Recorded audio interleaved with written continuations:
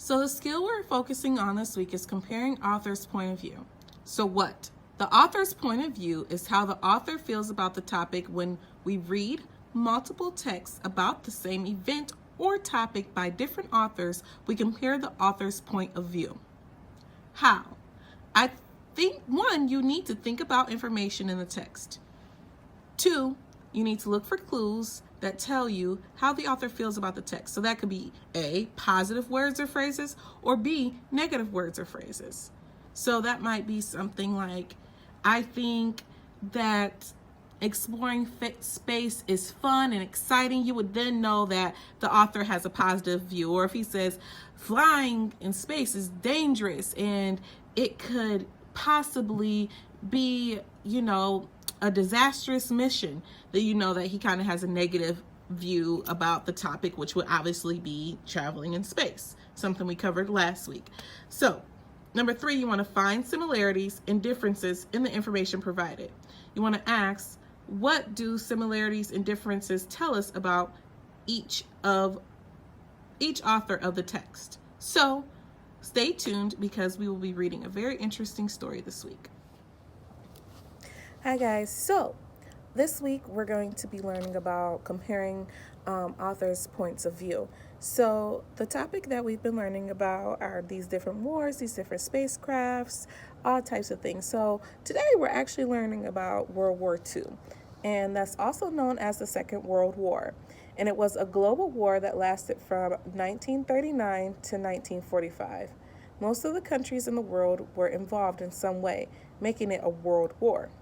Countries eventually formed 2 opposing military alliances, the Axis power and the Allied power. It was the deadliest war in all human history, with around 70 million people killed. World War II started in 1939 when Germany invaded Poland. Great Britain and France responded by declaring war on Germany. The war in Europe ended with Germany's surrender on May 7, 1945.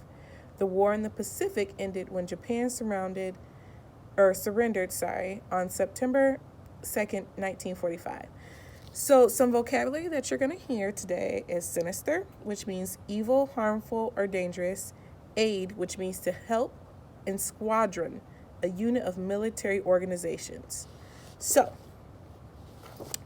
the book is You Wouldn't Want to Be a World War II Pilot. Air Battles You Might Not Survive by Anne Graham and illustrated by David Antrim. So, I'm going to read and then I'll show you the pictures. So, introduction. You are 16. Home is in San Antonio, Texas. The year is 1934. You're crazy about aircraft and flying. Your room is filled with models and posters of airplanes. You go to your local airfield, Stinson Field, to study pilots and their planes at every opportunity. Their airfields named recently changed to Winburn Field, but everybody still calls it Stinson Field. The pilots were there tell you about Charles Lindbergh. He was the first person to make a solo nonstop flight across the Atlantic Ocean. Before he became world famous, he did his military flight training in San Antonio and kept a plane of his own at Stinson Field.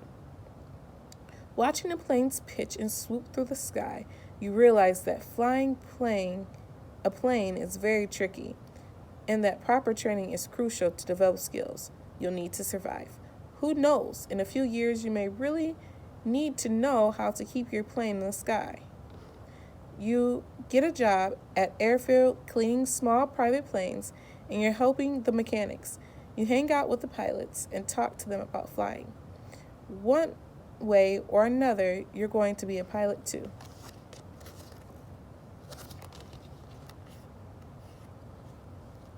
So, this page looks pretty cool and interesting.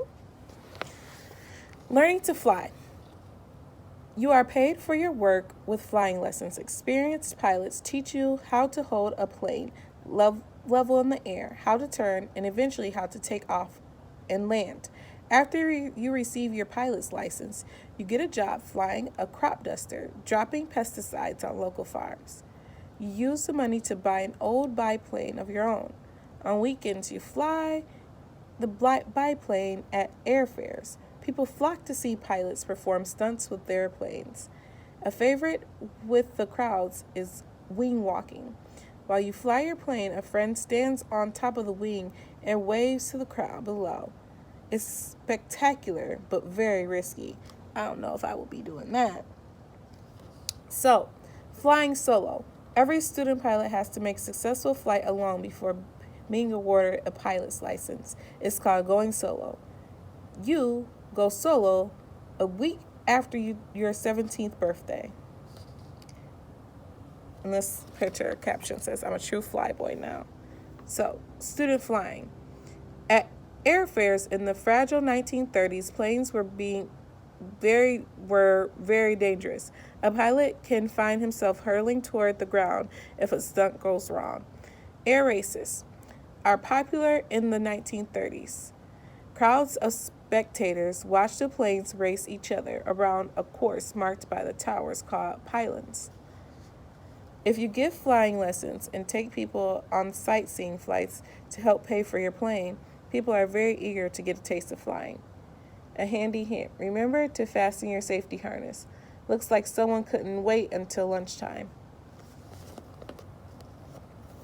So, from these first pages, I can begin to make an inference about how the author feels about the topics of flying pilots. The author's point of view is that the flying planes is a fascinating topic that is deserving of respect, and that pilots are brave. I can tell the author feels this way because he lists the things pilots need to learn to do, including how to hold a plane level, turn, take off, and land. He highlights how pilots often spent many years learning to fly and took jobs such as flying crop dusters planes to make living and learn about flying. The author also feels to make a living and learn about flying. The author also feels that flying is fascinating because he includes details about how people flocked to the air shows in the 1930s. So, give me a second and I'm going to show you what your job is now. So you're going to make a T-chart just like this. Well, it's not a T-chart, but a chart just like this. And you're going to do just what we do in class. So I will help you out with the first one. So the page number was page number 7. And the topic was, let's say, what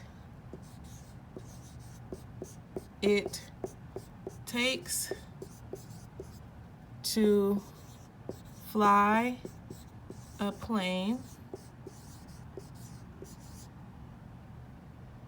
and become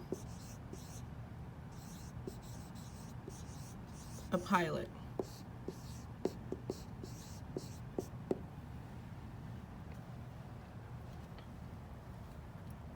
So I'll give you a second to write that down. You can pause the video here.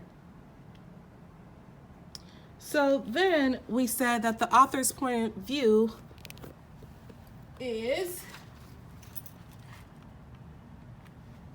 that planes are a fascinating topic. So we can write planes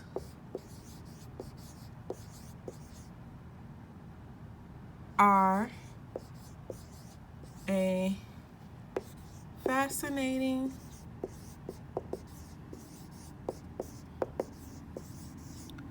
topic.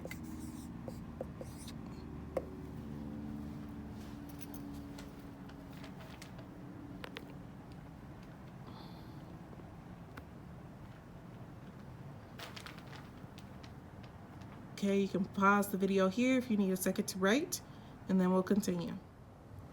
Okay, so this page is page 8 and 9, pages 8 and 9.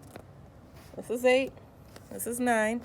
So the next thing you're going to write is based on what I'm going to read to you now. It says, joining up.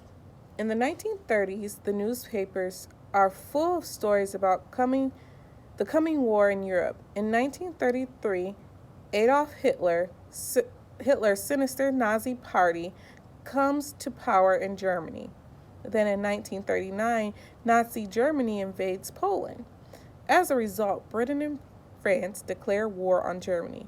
World War II, the long, bitter war between the Axis powers and the Allied nations, has begun.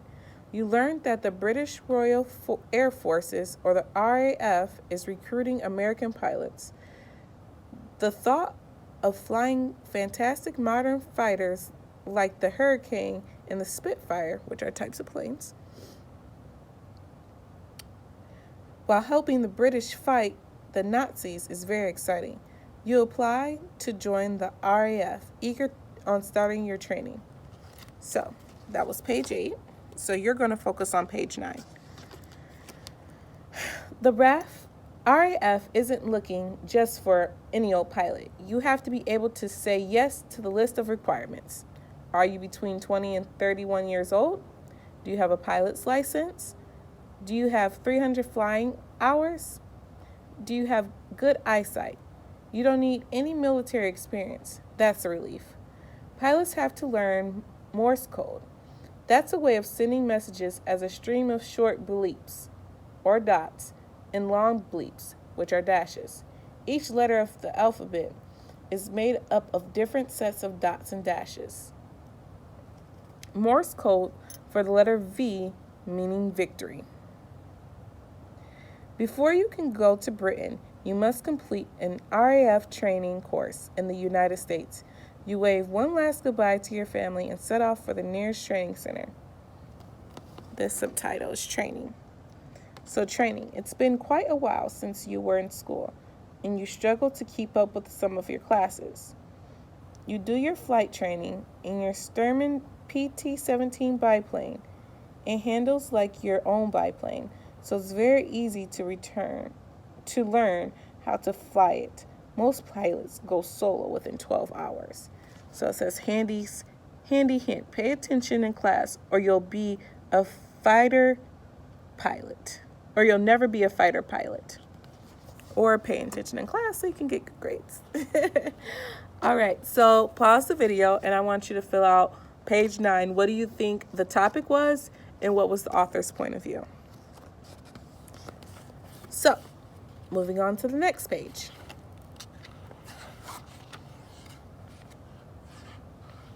We'll just look at page 11. So this is called fighter training. And it looks like this guy here has a lot of gear on. So here it says, let's see. Sorry guys, I'm new at this. It's not something we do every day.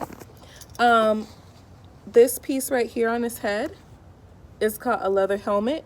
And then these right here, can you see? Those are his earphones. He has an oxygen mask, a life jacket, and leather gloves. A parachute, which is this thing here. You can see parachutes in there. And then he has sheepskin lined boots. All right? So here, it says, censored. Your letters home arrive with holes in them because it's an official called a censor cuts. Called censor cuts. And they cut out anything that he thinks might be useful to the enemy. Then it says handy hint. Keep your eye on your altitude gauge. Altitude gauge, sorry. So, what do you guys think the author or the topic was here, and what's the author's point of view, not purpose? So you can go ahead and pause this page if you want to take a closer look.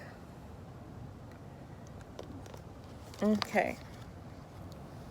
So, we're going to look at this page, the Spitfire. I'm not going to read this page. It's not part of the little reading for today, but I thought that picture was cool. And we'll stop there for today. So, go ahead for those 2 pages that I read, and you're going to write the topic and the author's point of view. Please take a picture of what you wrote and send it to me for your grade. Okay? All right, guys. Don't forget to tune in for math.